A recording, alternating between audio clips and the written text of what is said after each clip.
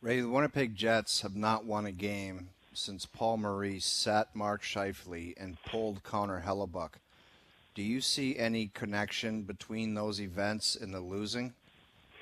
Only that they've scored 9 goals, so maybe Scheiefele hasn't been so great in the 6 games, and they've given up 27, I think, in those games, and Hellebuck hasn't been that great.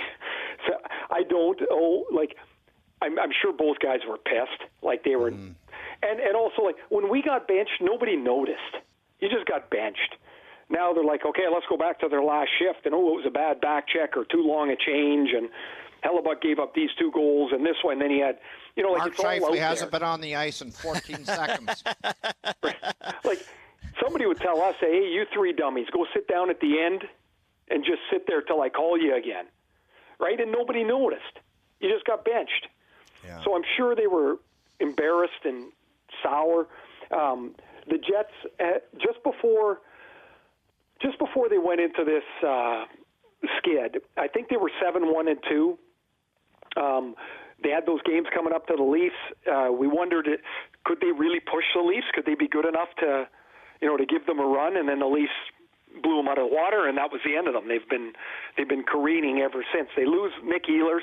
That's a huge loss for their team. He's one of those players, I think, that had a breakout year. They've missed Adam Lowry, and their defense. This is how I describe their defense. They take lots of body blows. They absorb pressure, but they don't stop anything. They're not aggressive. They don't play up in your face. They're not good enough, man.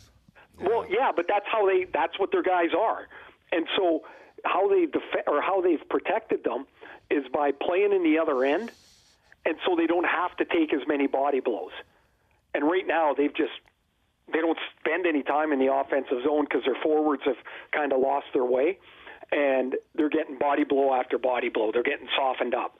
And then the goalie, who I think is terrific, hasn't had a very good couple of weeks. It kind of adds up to you don't score much, you give up too much, you lose six in a row. Yeah, that's kind of the game, isn't it? And that's where they're at. But they've baked in enough points into the standings where they don't really have to concern themselves with missing. Like they're going to make the playoffs, but I guess Montreal is still in pursuit technically.